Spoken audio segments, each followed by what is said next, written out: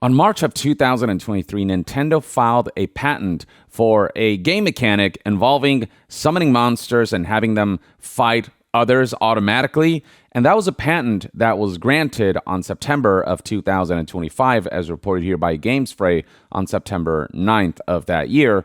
With a headline, last week, Nintendo and the Pokemon Company received a U.S. patent on summoning a character and letting it fight another. It's specifically, this patent right here covers the fundamental gameplay mechanic of summoning a character and letting it fight another. The related patent application was filed in March of 2023 and has now been granted by the U.S. Patent and Trademark Office without any objection. Now, it is worth highlighting that the patent is very specific in the kind of summoning characters and letting it battle for you that it covers, as outlined here by Video Games Chronicle. If you look at the bullet list here of the exact stipulations, then you'll realize that what Nintendo and the Pokemon Company patented is essentially the auto battle system from Pokemon Scarlet and Violet. But that doesn't change the fact that other games utilize similar enough mechanics that Nintendo could potentially abuse this patent to try to shut down other games that they deem to be competition or to try to claim patent infringement. Nintendo's own properties like Pikmin, for example, have a system that involves summoning characters and have them automatically battle for you. And then outside of Nintendo, you've got games like Diablo and the Necromancer class that allows you to summon characters and they will automatically battle for you. And there's also things like StarCraft, which is a strategy game, a real-time strategy game that has a move attack feature where your summoned characters that you command will automatically attack enemies as they move towards a designed destination. So on and so forth. Many more examples could be brought up that are similar enough to Nintendo's patent of summoning characters and have them battle for you, that there are concerns about the kind of power that gives Nintendo and how that power could potentially be abused, especially amid circumstances like how the Nemesis system was patented by Warner Brothers, and that's a system that hasn't been able to be used by other game developers since. There's a general consensus that patenting game mechanics, the building blocks of making video games, is just like ethically questionable. It's like patenting certain brushstrokes when it comes to, painting, or patenting certain literary techniques when it comes to writing, and certain editing techniques when it comes to video editing, so on and so forth, which is why people celebrated when on November of 2025, Nintendo's attempt to patent that mechanic suffered a major blow in the form of the U.S. Patent Office actually taking the rare step to order a re-examination of Nintendo's patent that involves the mechanic of summoning characters and having them fight. It was reported back then that the director of the U.S. Patent and Trademark Office, John A. Squires, personally ordered at his own initiative for the organization to take another look at Nintendo's U.S. patent number 12,403,397. And the reasoning for this was because it came to his attention that there are other patents from the past that cover similar things to Nintendo's patent here that involve summoning characters and having them fight for you, specifically referencing two older published U.S. patent applications, one of which was filed by Konami in 2022 and the other by Nintendo itself in 2019. Basically, it's not a brand new invention if other games have utilized the mechanic in the past, and especially if there are already patents for it in the past, or at least patents that are similar enough to what Nintendo's trying to patent. And at the time of this development, November of 2025, Nintendo had 2 months to respond to the order, and all of this also played a factor into Nintendo's lawsuit against Palworld, with Nintendo claiming that some of Palworld's mechanics involving summoning monsters and having them battle for you were very similar to Nintendo's patent and the Pokemon Company's patent. But there's a general agreement that while some of Palworld's designs look similar to Nintendo's own Pokemon designs, and that's an area where Nintendo could legally pursue, but claims that Palworld's game mechanics are similar to Pokemon's, that was a huge stretch, and it felt like Nintendo was abusing patents in order to shut down competition rather than pursue legal matters in an appropriate way with the appropriate subjects like, designs that take maybe too much inspiration from the Pokemon to the point where you could confuse pals with Pokemon. So there was just generally backlash against Nintendo for the way they were abusing patents, and so people didn't like the idea of Nintendo having a patent over the game mechanic of auto battle and this idea of like summoning characters and having sub characters automatically do battle for you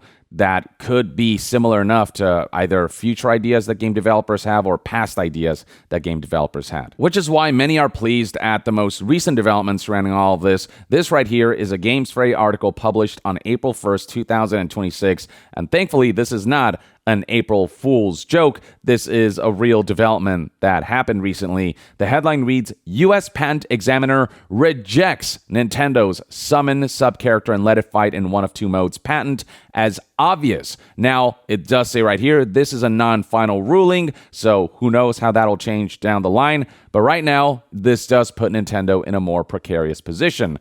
Among the reasons for why the patent was rejected, though revoked is more the right word because the patent had already been approved and it's just being re-examined and then like revoked rather than a patent that was in process and then got rejected. So revoked is more the appropriate term, but either way, the reason the patent was revoked in part was not only because the re-examination raised some potential questions about whether the patent was valid, but also because Nintendo had that 2-month window to respond to the order to begin the re-examination, but Nintendo didn't respond by the deadline. Nintendo let the deadline for a response slip, and so the examiner just decided to start the re-examination process and put out a non-final office action last week, rejecting all claims of the patent in question. Now, right now, the U.S. Patent and Trademark Office is basing this conclusion off of previously existing patents. As GamesFrey reports right here, quote, it did not require the U.S. Patent and Trademark Office to look at, much less play, a single game to arrive at this conclusion.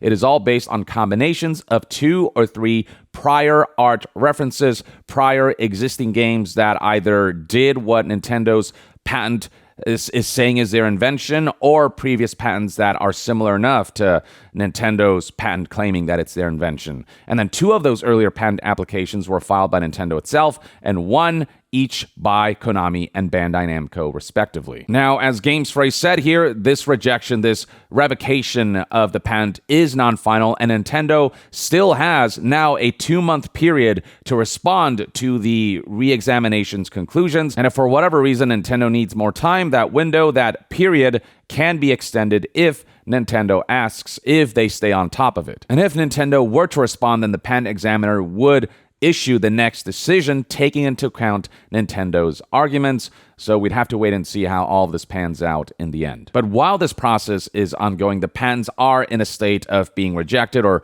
being revoked. They are, from what I understand, not active right now, with the potential of being active later on if Nintendo makes a good enough argument to convince the U.S. Patent and Trademark Office to reinstate the previously issued patents, the previously granted patents. Now, one area that GamesFrey claims Nintendo could have the advantage on is the fact that the U.S. Patent and Trademark Office is not looking at real-world games. Instead, they're trying to make the case that Nintendo's patent is not a new invention by looking at prior art references and patents and combining them together. Here's how GamesFrey put it. They have to combine 2 different prior art references to argue that the claimed inventions are obvious, and for the remaining 8 patent claims, they even have to combine 3 to get there. That term obvious is a legal term, and GamesFrey has this like dictionary essentially of legal terms, and one of them is non-obviousness.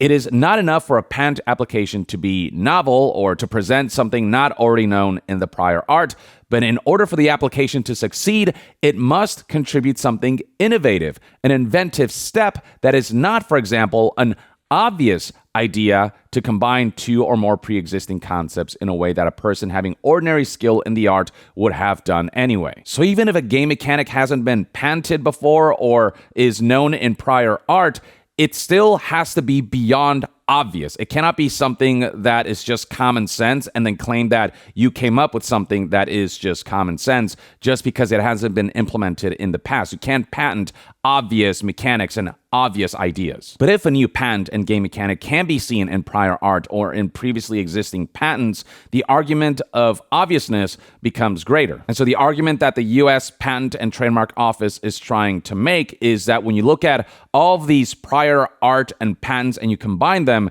you get to see something that reflects something very similar to what Nintendo's patent is trying to claim as their invention. And so they're saying that what Nintendo's patenting is actually obvious, and so it cannot be patented. And what GameSpray is claiming is that the opportunity that this grants Nintendo is that they could argue that a person having ordinary skill in the art, i.e. a game developer in this case, would not necessarily combine those different prior art references when looking for answers. Basically, Nintendo's saying the fact that the US Patent and Trademark Office have to combine prior art and patents in order to make their argument of obviousness might indicate that Nintendo's patent and invention and game mechanic that they're patenting is not so obvious after all. GameSpray presents the potential of Nintendo making the argument of how can our game mechanic be obvious in its inventiveness if you have to combine a bunch of things in order to come up with what we have. Insisting that it's not common sense to combine all of these different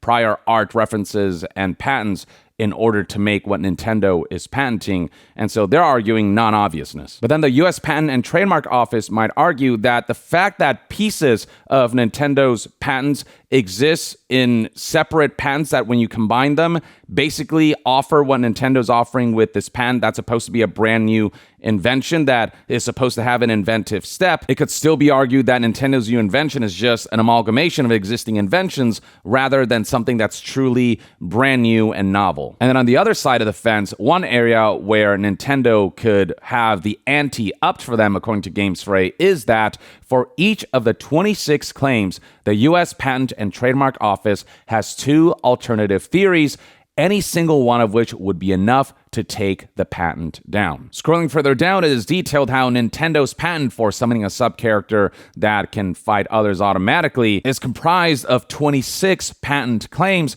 and it is detailed by GameSpray here how if even a single patent claim survived, Nintendo could sue someone over it. Not all claims would be equally useful in infringement litigations, as some have a narrower scope than others, but any single claim is potentially useful, and Nintendo will try to salvage as many of them as possible. So basically, eliminating some of the 26 patent claims will give the overall patent less power, but Nintendo even having one of the 26 patent claims could give them some kind of leeway for future litigation. So Nintendo will try to salvage as much of this patent as possible, as many of the pieces, so they can have as much legal leverage should the time come to invoke these patent claims, the ones that do make it through. And then for the bit about how each of the 26 claims has two theories that the US Patent and Trademark Office could use to shut down each of those individual patent claims, all of that is detailed by GameSpray right here, talking about invalidity theory number 1 and invalidity theory number 2 against the following claims in Nintendo's patent.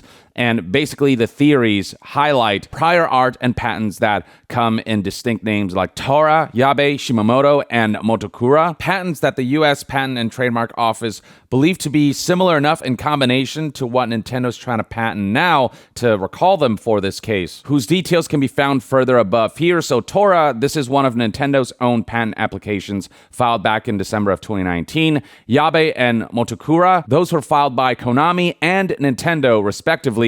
Yabe is a patent application from January of 2002, filed by Konami. Motokura is a patent application from August 2020, filed by Nintendo. And then finally, Shimamoto, this is a patent application from September of 2019, filed by Bandai Namco. So yeah, the two theories right here that we're seeing is the combination of past patents that could be used to justify the claim that Nintendo's patent and the patent claims fall under the definition of obvious and them not being inventive enough. So yeah, the ball is right now in Nintendo's court. They have to make a compelling enough argument to the US Patent Examiner and disprove these two theories for all 26 patents, or at the very least as many patents as can be salvaged, so that this patent has any kind of merit for Nintendo, any kind of potential use for Nintendo for future litigations.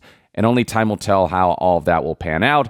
Either Nintendo will salvage all or a majority of the patent claims, or they'll salvage very little of it, or the US Patent and Trademark Office will somehow manage to nuke all of the claims and nuke the patent in its entirety.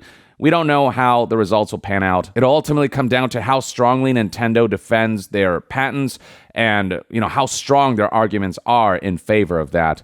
but I suppose only time will tell. In the meantime, though, this is everything you need to know about Nintendo's recent patent revocations, and I'd love to hear what your thoughts and opinions are on all of this in the comments below. And to be further updated on all things gaming news, reviews, and discussions, stay tuned right here on Young Yeah. I'll see you guys next time.